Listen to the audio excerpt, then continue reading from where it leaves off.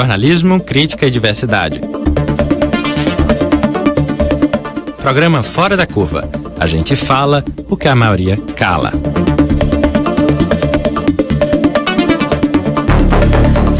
Bom dia, ouvinte da Universitária FM. São 11h30 e começa agora o Fora da Curva, o seu programa de jornalismo, crítica e diversidade. Eu sou Adriana Santana, professora de jornalismo da Universidade Federal, e hoje a gente pergunta por que as professoras e os professores são tão desrespeitados, são tão desvalorizados aqui no Brasil. Eu lembro que a gente também está ao vivo com transmissão por streaming aqui do estúdio. A gente está ao vivo nas páginas facebook.com/programa Fora da Curva e também no facebook.com/99 Universitária. Você já pode mandar a sua pergunta ou comentário pelas nossas redes sociais ou aqui pelo telefone do estúdio, que é o 3879-5549. A gente também já está com o nosso espaço no Instagram, no Twitter e também com um canal no YouTube, sempre com o nome Programa Fora da Curva. A Organização para a Cooperação e Desenvolvimento Econômico indica, em levantamento recente que foi realizado no ano passado, que os professores e professoras brasileiros recebem menos da metade do que a média dos profissionais dos países membros da organização. Embora os professores e professoras brasileiros sejam, entre esses profissionais pesquisados, aqueles que mais trabalham em quantidade de semanas e aqueles que mais enfrentam violência nas escolas. E é por isso que eu queria começar nosso programa com um depoimento muito forte de um professor da rede pública aqui de Pernambuco. Vamos escutar. Meu nome é Rodrigo, eu tenho 38 anos, sou professor há 18 e atuo na rede municipal e estadual de ensino aqui de Pernambuco. Olha, ser professor no Brasil é exercitar diariamente a resiliência.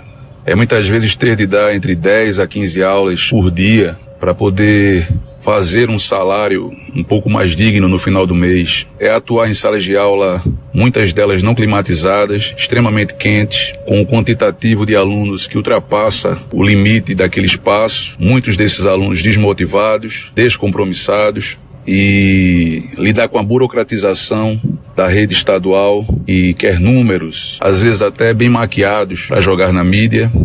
E é bem complicado, é bem difícil ser professor hoje no Brasil. Mas para não dizer que eu não falei das flores, eu ainda acredito em mudanças, em melhoras. Eu ainda enxergo também uma certa poesia na profissão, que ainda me encanta. Que bom que ainda me encanta. E como diz a canção, ainda não perdi a estranha mania de ter fé na vida. Gente, mas como não dá para viver só tendo fé na vida, né, como o professor falou, a gente convida aqui ao estúdio, nós convidamos, e eu já agradeço bastante para discutir essas questões que foram comentadas pelo professor Rodrigo e também serão comentadas por outros professores ao longo do programa. Estamos aqui no estúdio com Cláudia Ribeiro. Cláudia é diretora do Sindicato dos Professores da Rede Municipal do Recife, o Simpere, e também agradeço a presença de Fernando Melo, que é presidente do Sindicato dos Trabalhadores em Educação de Pernambuco. Gente, muito bom dia, muito obrigada pela presença de vocês, Cláudia, Fernando. Eu queria começar perguntando, né, embalada naquilo que o professor estava falando. Eu pensei muito, escutei esse áudio anteriormente. Eu acho que não tem como começar diferente. Por que, Cláudia? Por que, Fernando? Tanto desrespeito ao professor aqui no Brasil, né? Nenhuma legislação protege o professor. Como é que a gente pode seguir dessa forma, Cláudia? Bom dia a todo mundo que está escutando a gente. Bom dia e agradecer também pelo espaço, porque pra gente isso é muito importante, que a gente possa falar, né? Não só comumente como a gente faz, mas sempre é importante um espaço desse quando se abre pra gente dialogar com a comunidade e ajudar a fazer entender que essa relação que se estabelece, né, parece que é um mantra, né? Uhum. É o que a gente sempre fala. Todo mundo sabe que os profissionais da educação, os professores recebem mal. Isso vira até piada. Isso é até piada de programa humorístico. Mas é muito grave a situação. Na nossa opinião, e que as estatísticas comprovam, há uma falta de prioridade. Há um subfinanciamento, né, dos governos em relação à educação pública especificamente. Então, há completamente descaso, falta de prioridade, né, uma política deliberada de precarização mesmo, né? A gente diz que há um mal-estar profundo nas unidades educacionais, né? E como a gente já disse, que as estatísticas comprovam, né? Esse mal-estar na unidade. Mas ainda assim, efetivamente assim, não traduz o que é realmente esse cotidiano. Tentando traduzir, materializar esse senso comum, como você já falou, né? Todo mundo sabe que o professor trabalha em condições adversas. Fernando, quanto ganha um professor em Pernambuco? Bom dia, Adriana. Bom dia, Cláudia, que aqui representa o Simpere, que é o Sindicato dos Profissionais, dos Professores aqui de Recife. E para a gente é uma satisfação imensa, né, poder estar aqui participando do programa Fora da Curva e discutindo essa questão com relação à desvalorização. Infelizmente é uma situação concreta que nós vivenciamos todos os dias, que é essa desvalorização da nossa profissão. E, Adriana, você faz uma pergunta: quanto ganha um professor? É interessante a gente colocar que nós tivemos uma luta que durou 200 anos aproximadamente, para podermos conquistar uma lei que determinasse um piso salarial nacional para o professor. É o mínimo que o professor deveria receber no Brasil, né? Receber. Então, essa luta, ela foi uma luta nacional, uma luta articulada em todo o país, e nós conseguimos uma lei 11.738 de 2008, e essa lei determina que nós temos um piso salarial. É uma lei federal. Esse piso é uma lei federal, e esse piso ele tem a correção todos os anos. Todos os anos, a partir de 1º de janeiro, esse piso deve ser corrigido. Foi uma luta grande para a gente conseguir tirar, fazer uma lei, né, fazer com que a lei, tirar isso a limpo, colocar isso na prática em termos de construir uma lei. E hoje é uma luta muito maior ainda fazer com que essa lei seja cumprida e seja respeitada. E, na verdade, ela não é respeitada. Ela não é respeitada no estado, ela não é respeitada na capital, ela não é respeitada na grande maioria dos municípios desse país. Então, nós temos hoje o nosso piso salarial para um professor, uma professora com formação em nível médio, um antigo magistério. Essa professora hoje, com uma jornada de 40 horas aulas semanal, ou 200 horas aulas aqui no estado, mensal, essa professora deveria receber um piso de R$ 2.298,80. Esse piso ele deveria estar em vigor, esse valor de R$ 2.298,80, menos de R$ 2.300, essa professora, esse professor do nível médio deveria estar recebendo essa quantidade aí de recursos desde janeiro desse ano. O Fernando, só para esclarecer para quem está escutando, né? O salário de menos de R$ 2.300 que deveria ser pago é uma quantia, perdão da expressão, ridícula, que se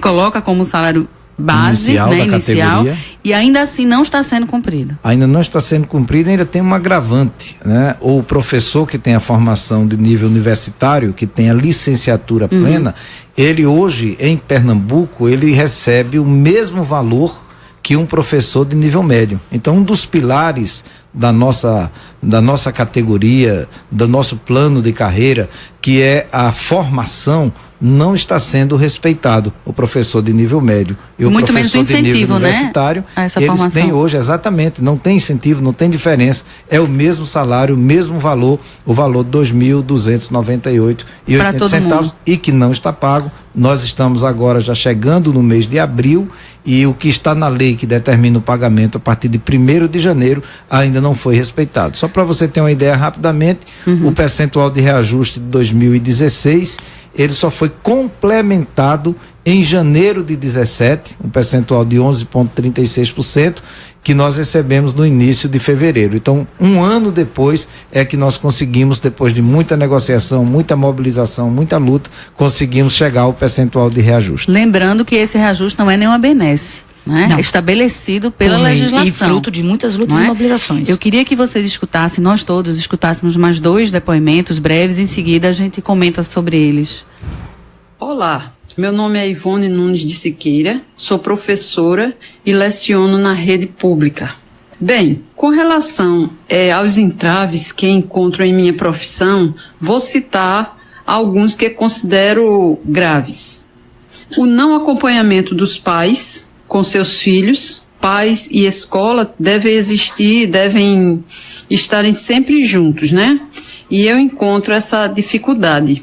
O sistema que induz as escolas a maquiar seus resultados, a estrutura física e sem material didático, a jornada dupla, que muitas vezes temos que lecionar em outras escolas para suprir as nossas necessidades, defasagem salarial, que é vergonhoso. Lutamos pelos nossos direitos e o governo faz vista grossa. Querem nos impor reajustes ridículos e chegamos à seguinte conclusão: se a educação vai mal, o país vai mal. Sabemos que só através da educação chegaremos a uma mudança para uma sociedade mais justa. Outro ponto, a questão da reforma previdenciária, onde o nosso presidente não é nenhum exemplo para discutir o assunto, até porque o mesmo teve sua aposentadoria aos 54 anos, querendo agora reverter a situação, colocando o servidor para contribuir por mais anos de trabalhos, não levando em consideração a idade do servidor, as condições de saúde. Enfim, a desvalorização do professor já ultrapassa décadas. O Brasil necessita de uma estrutura política que desenvolva caminhos que minimize essa problemática, projetos que possam valorizar a nossa categoria e que haja um investimento sério para termos uma educação de qualidade, para a formação de nossos jovens, para que eles sejam autônomos e conscientes. É disso que o Brasil precisa. Gente, antes de voltar para outro depoimento, para o próximo depoimento, eu queria que vocês comentassem em relação a principalmente 2 pontos da fala da professora. Cláudia, ela falou sobre a Previdência, sobre a reforma da Previdência. No dia 15 a gente teve um dia nacional, né, de paralisação de luta, né, contra a reforma da Previdência, a reforma trabalhista. Eu queria que você explicasse, por favor, em linhas gerais, como é que essa reforma vai afetar os professores, mas principalmente as professoras. Então, na verdade, a gente fala que não é uma reforma, né? Na verdade, é a destruição da perspectiva de aposentadoria dos trabalhadores e trabalhadoras. Em especial, as mulheres, e a gente coloca aqui, faz abre um parênteses com relação às professoras. Porque nós, professoras, nós temos a aposentadoria especial, que coloca aqui exatamente como fruto de uma grande luta e mobilização no reconhecimento da insalubridade diante de todo esse quadro que foi relatado aqui do trabalho. Os professores adoecem muito, não é? Não, isso, né? De você ter um trabalho, né? Que ele não se encerra ali quando você fecha a porta da sala de aula ou da escola. Ele tem uma continuidade, que é o planejamento, é a organização e tal. Em especial, isso somado que também é uma categoria majoritariamente feminina e reconhecidamente também através de muitas lutas e mobilizações a dupla jornada de trabalho. Nesse sentido, foi uma conquista que as professoras tivessem, os professores de conjunto, né? As mulheres se aposentassem 5 anos a menos do que os homens. Nesse sentido, essa reforma ela vem para, num discurso falso de igualdade, colocar homens e mulheres num mesmo patamar, desconsiderando essa realidade que não mudou. A dupla jornada de trabalho, uma categoria majoritariamente feminina. Então, a reforma da Previdência, além de ser um ataque ao conjunto dos trabalhadores, vai ser muito mais grave às mulheres. Às professoras. A gente queria também fazer um reforço que, diante do que ela fala, aqui o que falou Fernando. No Recife, a Prefeitura do Recife, embora seja uma lei federal, como foi dito, que foi aprovada, né, em 2008, no Superior Tribunal Federal, a Lei Nacional do Piso Salarial. A Lei Nacional do Piso. Ela não é cumprida, né? No Recife, o prefeito não cumpre a lei do piso, não é? E quando eles o fazem, aplicam, eles fazem diversas manobras, numa interpretação que cabe somente a eles e que efetivamente não corresponde a esse valor que deveria ser pago hoje. Hoje, um profissional de início de carreira no município do Recife está recebendo R$ 1.548. Para trabalhar quanto tempo? São 145 horas mensais. Por mês. Porque a lei diz, numa jornada de no máximo 40 horas. Então, para acima dessa jornada, aplica-se uma proporcionalidade. A prefeitura, ela faz uma inversão de interpretação. Ela aplica a proporcionalidade abaixo das 40 horas. Então, no Recife, nós afirmamos categoricamente que a prefeitura do Recife não paga o valor integral do piso nacional. Não cumpre a lei do piso nacional. Então, isso é um agravante diante desse quadro que é dos relatos que a gente está ouvindo. Ô, gente, além dessa questão gravíssima, basilar, primordial, que é o salário do trabalhador, né? Mais uma vez, não é benesse, gente, é salário, né? É uma cumprimento lei de lei federal, né? Conquistada durante tanto tempo de luta. Além de tudo isso, como é, na realidade, a estrutura de trabalho do professor e da professora aqui no estado? Eu quero só fazer um pequeno comentário na fala de Cláudia. Cláudia colocou uma questão que é muito importante a gente colocar o seguinte: o trabalho do professor, da professora, ele não começa no local de trabalho. Ele começa antes e ele não termina quando a aula se encerra. Então, nós, ao conquistarmos, como disse Cláudia, e reforçando o que disse Cláudia, conquistamos essa situação de uma aposentadoria dita especial, né, que na verdade é algo que é inerente à função e à forma como nós atuamos.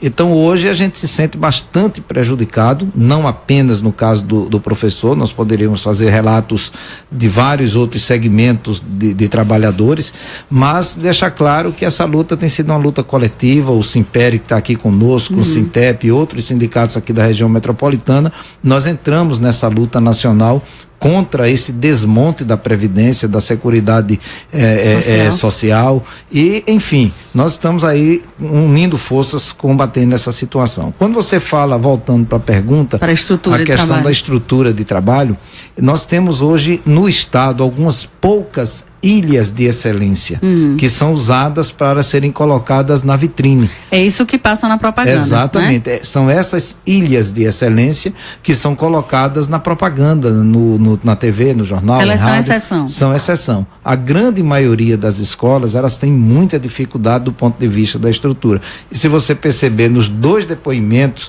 que nós ouvimos de professores, eles relatam essa dificuldade da condição de trabalho, do local de trabalho, do ambiente de trabalho. Tem um terceiro depoimento, desculpa, que eu acho importante a gente colocar, porque fala justamente, Fernando, dessa situação. Bom dia, eu sou professor da Rede Municipal de Jaboatão dos Guararapes, na comunidade do Cajá, onde eu dou aula para jovens e adultos à noite. Diariamente, nós, professores, convivemos com a violência. Nós sofremos terrorismo dos próprios alunos, que levam essa violência para dentro da sala de aula. Alunos carregar para onde a gente vai, porque senão é furtado. A diretora já sofreu atentado de terrorismo, furaram os pneus do carro dela. Agora, nós só podemos sair todo mundo junto, acompanhado. Meu carro já sofreu terrorismo, arranhado, quebraram a antena. O que eles podem destruir, eles destroem. Professor que tem medo de sair do colégio porque tem aluno esperando armado para matar o professor do lado de fora. O professor tem que esperar a guarda municipal. Diariamente nós convivemos com essa violência. Gente, a situação é muito grave, né? A gente já falou de salário, de respeito ao salário, falta de estrutura, a gente está falando também de falta de segurança física das pessoas. Eu queria que vocês comentassem sobre isso, mas tem um ouvinte, uma pessoa que nos fez uma pergunta, eu vou chamar a Edi Rodrigues, que é nosso aluno de jornalismo e está participando da produção para participar agora com essa pergunta do ouvinte. Por favor, Edi. Bom dia. A pergunta é do ouvinte Paulo Carvalho Lima. E ele quer saber, gostaria de saber se há alguma articulação judicial por parte do sindicato para garantir o piso da categoria. Então, é disso que a gente estava tratando. O piso, a lei nacional, essa 11.068, ela já foi aprovada em última instância. O problema é que, infelizmente, ela não tem nenhum artifício, ela não tem nenhum dispositivo que puna os governos caso eles não as cumpram. Ela já foi voltada na sua última instância, não cabe recurso. Lei que já foi aprovada, cumpra-se. cumpra-se. E é isso que está colocado. É uma lei federal que já foi aprovada, né, no Superior Tribunal Federal, e todos os anos nós temos que fazer mobilizações e greves para que os governos e os prefeitos possam cumpri-la. E a gente coloca o seguinte, a dispositiva, eu acho que sempre cabe recursos, mas o que a gente coloca aqui, as grandes mobilizações, as lutas unificadas, que é a história da nossa categoria, né, os professores têm lutado muito, que tem garantido de fato que a gente tenha conquistas, mas é esse fato, é uma lei federal e que no interior dela não tem esse dispositivo e que de fato os governos e prefeitos eles se sentem muito à vontade de não cumpri-la. Permitam-me, por favor, fazer um comentário e vocês me corrijam se eu estiver errada. Numa situação normal entre aspas, né? Mas em que a justiça se valesse, realmente o que foi legislado se cumprisse, face esse descumprimento, os governantes deveriam estar presos, não é isso? Sim, porque se fosse cidadão comum, digamos assim. Exatamente. Né? Você vê, há vários casos aí no noticiário, pessoas, mulheres e homens que são presos porque roubaram uma manteiga no supermercado, né? E que são presos e a gente vê o que acontece. O governo e a prefeitura deixam de cumprir uma lei federal que a sua lógica, essa razão de existência é exatamente a perspectiva de valorização para que um profissional na sua carreira, ele não tenha 5, 10 anos, né, de trabalho, 20 anos, ele não esteja sofrendo um achatamento salarial, ele não esteja recebendo o mesmo valor do qual ele iniciou.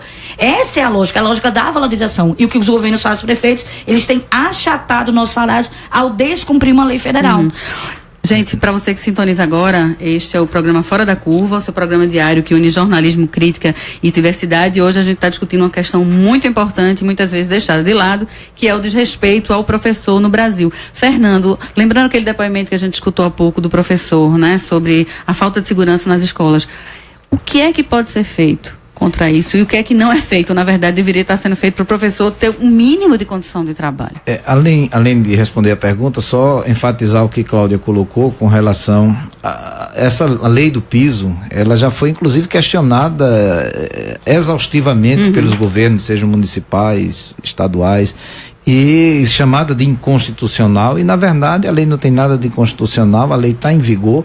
O que existe é uma falta de compromisso, que a educação só é prioridade na campanha eleitoral, né? No palanque armado, no guia eleitoral, a educação é prioridade. Quando na termina prática, a cara deslavada, vai lá, descumpre uma lei, a gente questiona, enfim, é um problema sério, aquela luta do mais fraco contra o mais forte, mas vamos insistindo, vamos unindo forças aqui para a gente buscar saídas mais adiante. Com relação à violência, nós vivemos, infelizmente, num mundo efetivamente violento. Sim, não só nas escolas. Nós temos uma situação que o próprio estudante, seja adolescente, seja jovem, até criança, ele através da programação da TV, através dos comentários que ele escuta na grande mídia, então ele é induzido a uma ação violenta, a uma ação de formação de gangues, a uma situação de resolver as coisas desculpa a expressão vulgar, na porrada, né? Então isso tudo, na sociedade de uma forma geral, ela é reproduzida dentro da escola, e muitas vezes nós, professores, por uma série de elementos que infelizmente o tempo não nos permite discutir, nós ficamos, nós não conseguimos dar o tratamento devido a essas situações. Então nós passamos aí a vítimas desse processo que se reproduz, né, dentro da escola, quando a escola deveria fazer um papel inverso, de trabalhar toda essa questão da antiviolência para que a gente dentro da escola construísse um outro patamar comportamental para que a gente pudesse interferir na sociedade, mas a coisa é o contrário e infelizmente os governantes, a estrutura é feita para que aconteça assim.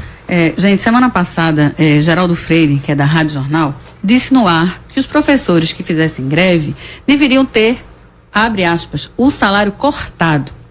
Ele se esquecia, certamente, de maneira bastante conveniente, que a paralisação, entre outras reivindicações, era para que o Estado e o município pagassem o piso salarial, conforme Cláudio e Fernando falaram há pouco. Tem sido essa sempre a postura da imprensa em relação aos profissionais de ensino, gente? Júlia, que é nossa aluna de jornalismo, Júlia Lira, os jornais falam do professor, não falam, e quando falam é sempre nessa pisada, Júlia, de que o professor é preguiçoso, está reclamando demais, deveria trabalhar. Nas suas pesquisas, o que é que a gente encontrou, Júlia? Então, geralmente há realmente essa tendência de invisibilização das pautas de mobilização dos professores, Mas esse fim de semana aconteceu meio que uma exceção. O Diário de Pernambuco disponibilizou uma página inteira, digamos assim, para essa pauta da educação, na verdade através de uma entrevista com o Mozart Neves Ramos, que foi ex-reitor da Federal, em que ele fala que é preciso repensar o modelo de escola porque há uma verdadeira tendência de piora no que ele chama de apagão dos professores até 2025, porque o que se verifica entre a juventude é um verdadeiro desinteresse em relação a seguir a carreira de professor, seguir as licenciaturas. E isso se deve a uma série de motivos, como a gente já foi visto aqui nos depoimentos, a violência nas escolas, a distância entre a teoria e a prática. E uma coisa bastante interessante que ele fala é que ele sugere que haja, na verdade, uma espécie de residência nas licenciaturas, da mesma maneira que acontece com os cursos de medicina no Brasil. Aliada à residência, seria interessante um salário compatível também, né, aos médicos.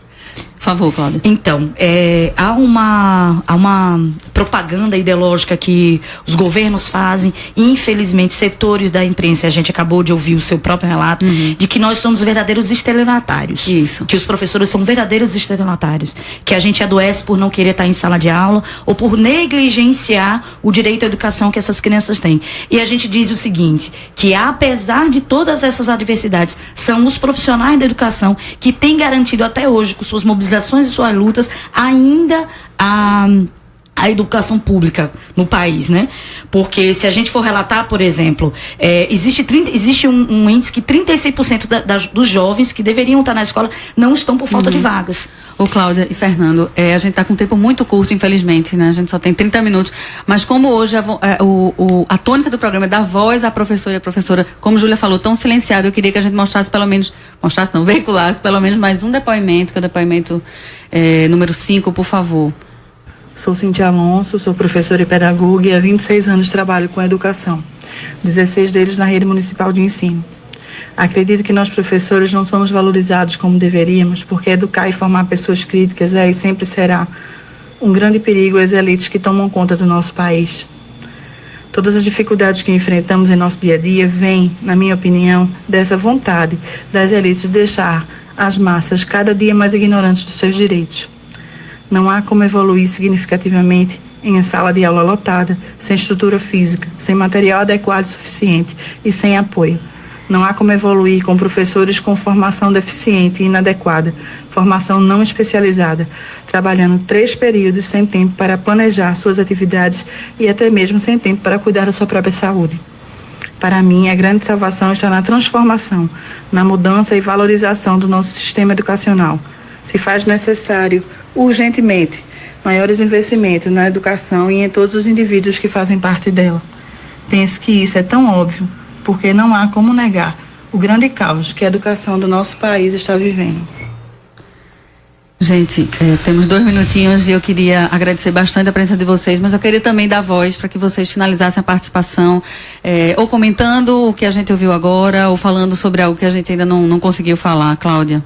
Então, não há fórmula mágica, né? Todo mundo fala da educação, em nome da educação, todo mundo apresenta aí várias propostas, mas ninguém ataca exatamente no ponto crucial. Não é possível você falar em educação pública de qualidade sem investimento. Não é possível você não ter prioridade. E tem sido essa a política dos governos, não ter prioridade para a educação pública e na valorização profissional desses professores, desses trabalhadores em educação. Então, por isso que nós dissemos, por exemplo, que é preciso, a própria lei do piso é um exemplo disso, que é preciso que esses governos, a prefeitura, cumpra a lei do piso no que se respeita ao seu valor integral ao repasse.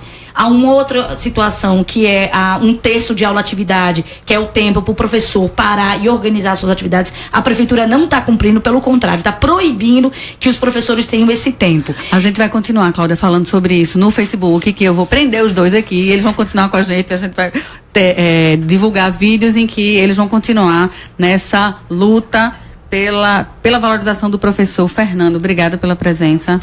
Nós agradecemos o espaço, é muito importante a gente continuar sempre falando sobre a educação e dizer que nós lutamos, tanto Cláudia lá no Simpere quanto nós no Sintep, nós lutamos para que a gente garanta a formação inicial e continuada do professor, a gente possa garantir a jornada de trabalho, a carreira e também as condições de trabalho e a valorização profissional dessa categoria tão desvalorizada historicamente aí ao longo dos séculos. Muito obrigada, Fernanda e Cláudia. O programa Fora da Curva vai ficando por aqui. Agradeço bastante a você também que nos escutou, que participou conosco nas nossas redes sociais. O Fora da Curva de hoje teve a produção minha e dos estudantes da UFPE, Ed Rodrigues, Júlia Lira, Matheus Henrique, Ariel Maciel, Anne Tavares, Malisson Carielo e Larissa Cristina. Quem ficou à frente das nossas redes sociais hoje foi André Felipe, do curso de jornalismo. Os trabalhos técnicos foram de Chico Rocha e também de João Lucas, aluno de RTV. E o programa foi apresentado por mim, Adriana Santana. Essa equipe está de volta na segunda da semana que vem. O Fora da Curva, é uma realização do Departamento de Comunicação da UFPE, e a gente tem a parceria do Núcleo de Rádio e TV Universitárias, da Marco Zero Conteúdo, Departamento de Sociologia da UFPE, do Centro de Cultura Luiz Freire, Centro das Mulheres do Cabo, do Centro Sabiá, do Terral Coletivo de Comunicação Popular e do Mirim Brasil. Esta foi a edição do dia 27 de março de 2017. A equipe de hoje, já falei, vai estar de volta na próxima segunda, mas amanhã você fica com a apresentação de Manina Guiar com o tema Por que tantas mulheres assassinadas em Pernambuco. Aproveito também para agradecer bastante a Agência Experimental de Publicidade Minerva da Universidade Federal, a professora Soraya Barreto, Gabi Lima, professora também. Este programa está disponível para vocês escutarem, assistirem, comentarem nas nossas páginas, facebook.com/programa Fora da Curva, e também vou fazer a propaganda que nossos alunos e alunas da universidade estão bastante envolvidos nesse trabalho, que são as nossas redes sociais. A gente tem um canal no YouTube que se chama Programa Fora da Curva, a gente tem conta no Instagram, no Twitter, a gente vai estar querendo dominar o mundo com o nome Programa Fora da Curva, o seu programa de jornalismo, crítica e diversidade. Aqui a gente fala o que a maioria cala. Boa tarde.